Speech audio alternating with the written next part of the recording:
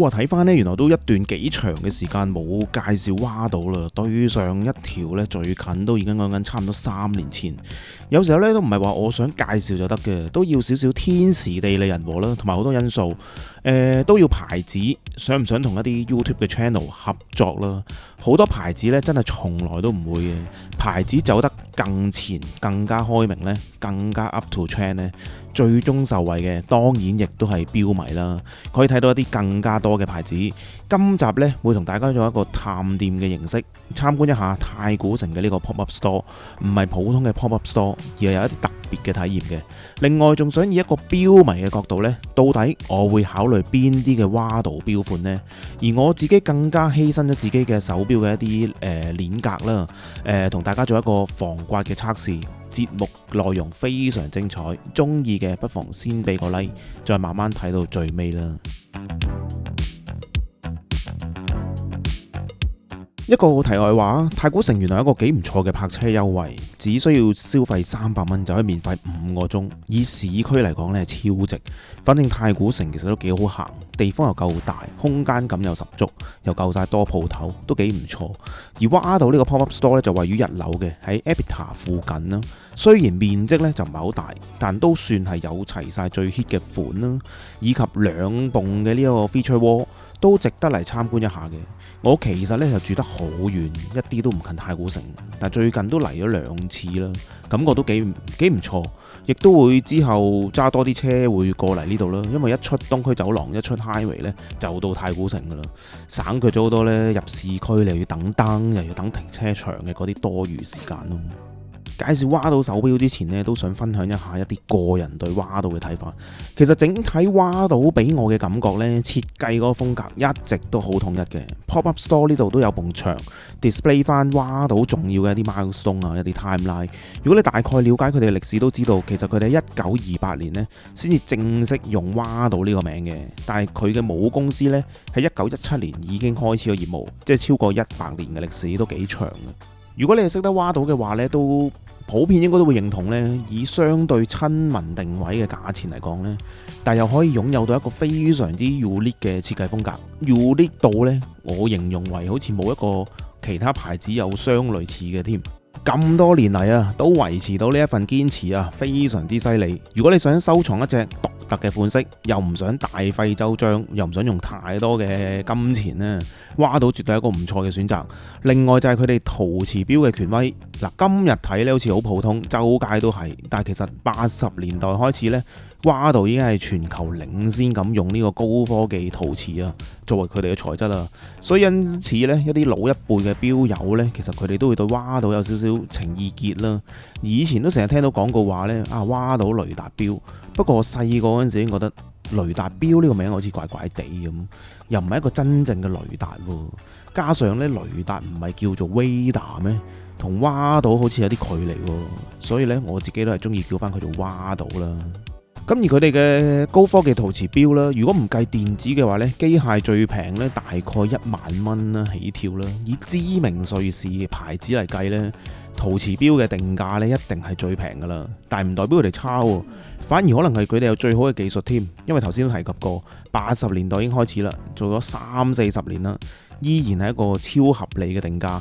而呢個技術呢，有咩特徵呢？錶迷一定知噶啦，就係比鋼呢更加之輕，但又近乎完全內刮喎，即係我哋俗稱嘅唔會點樣花啦。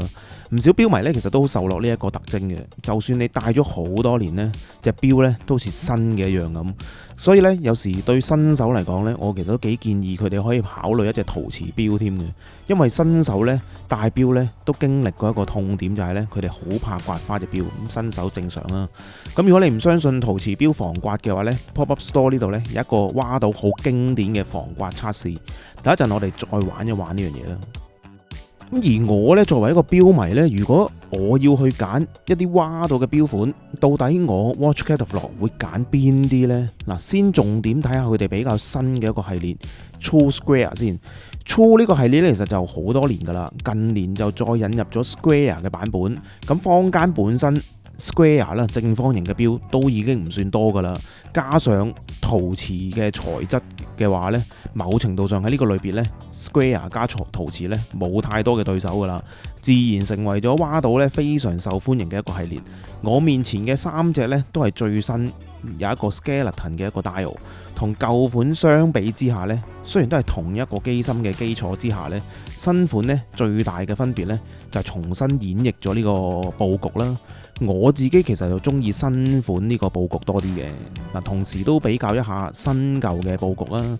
粉紅色嘅呢一隻嗱，上一代嘅佈局，但係都係一個全新嘅推出啦。反而白色一樣有啲驚喜，有一排彩色嘅鑽石，幾靚真係。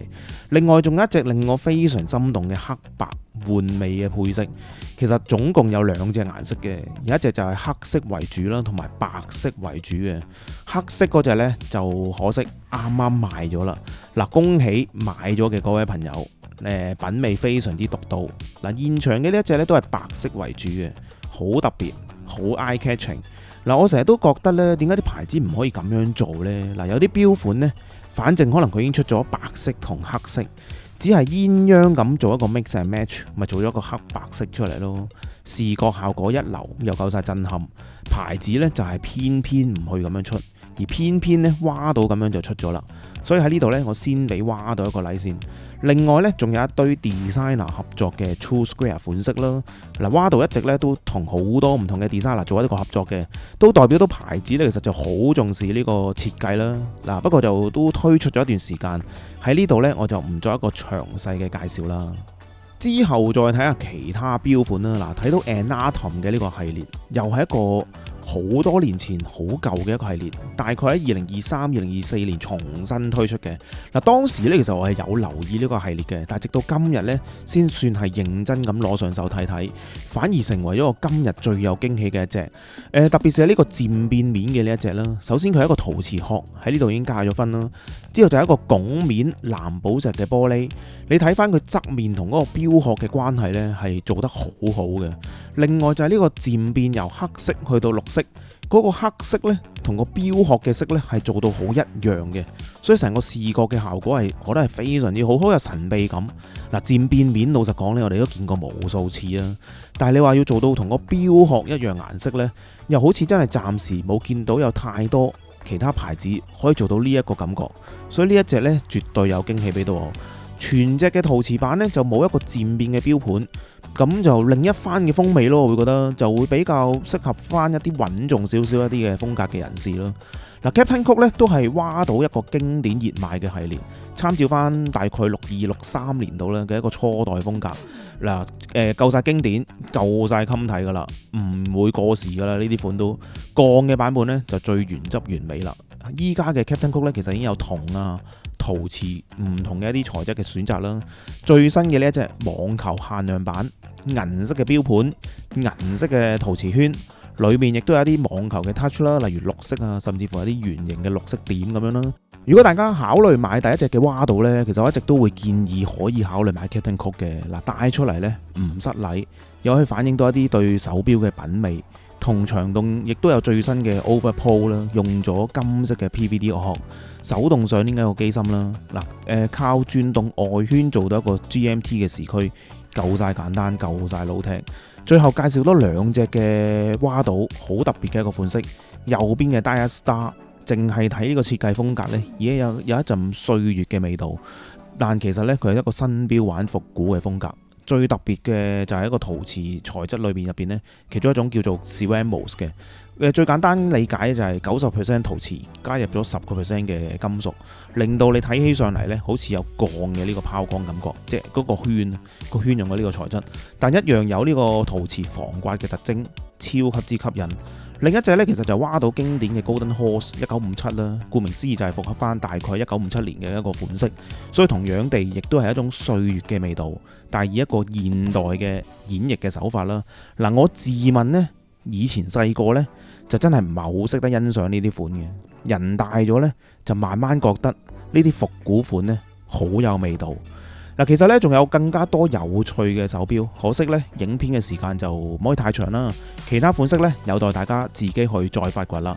或者留言區嗰度，我哋繼續留言，繼續討論啦。而嚟到 Pop-Up Store 其中一個可以體驗陶瓷房格嘅環節，嗱，好多人都聽過，好多人都知道。就算你自己有一隻陶瓷錶呢，應該都唔會隨便自己走去試下刮嘅。喺呢度呢，就可以盡情咁刮啦，出盡洪荒之力啊，一啲花痕都冇啊！戴陶瓷錶就係咁爽噶啦。不過可能你會問，呢塊陶瓷係咪做啲手腳㗎？嗱，睇得 Watch Catalog 嘅你都知道，我往往呢會將個行動升級，我都想消除大家喺呢方面嘅疑惑，所以自己都分別準備咗一啲絲火嘅鋼啦，同埋 Titanium 嘅材質，再加埋一個白色陶瓷。嗱，呢隻白色陶瓷呢，有啲來頭啊，正其實就蛙島嘅手錶拆出嚟嘅，係之前有一位朋友呢，願意將佢自己嘅隻蛙島呢送咗幾格俾我嘅。嗱，可惜我一直都未有認真去做呢件事，今日終於可以攞翻出嚟啦，先試一試鋼嘅材質先，花就花硬噶啦，你睇下 Titanium 嘅話呢，就比鋼軟一啲嘅，一樣都會花。同樣嘅力度呢，其實都係會令到佢花嘅，係啦。不過呢隻鈦呢個表面有啲處理，有少少輕微嘅保護作用，但係睇真啲呢，其實一樣都係會花嘅。陶瓷嘅選手當然係一啲事都冇啦。嗱，起碼喺呢件事上面呢，我可以完璧歸趙咁還翻呢幾格俾我嘅呢位朋友啦。嗱，犧牲咗自己嘅私伙嘢，當然都係希望大家俾個 like 啦。再一次證實陶瓷唔易花嘅呢個都市傳說係真嘅。唔知道咁樣呢，有冇令到你對陶瓷錶有啲改觀呢？咁啊，今集嘅內容嘅介紹亦都差唔多啦。其實呢個 Pop-Up Store 咧喺太古城呢，只係去到9月20號嘅啫。不過呢，都唔使擔心，之後亦都會喺香港唔同嘅地方度會展出呢個 Pop-Up Store 嘅。到時再留意翻蛙島嘅通知啦。當你下次經過見到嘅時候呢，記得參觀一下啦。盡情玩下佢呢個防刮嘅測試，而我成日都話手錶最緊要試戴上手先知道個感覺，可能有一個不一樣嘅體會啊！希望你中意今集，俾個 like。如果你中意呢條片，可以 share 俾更加多嘅朋友，訂閱支持一下我啊！支持壯烈犧牲嘅呢一堆錶帶們啦！我哋下一集再見啦，拜拜。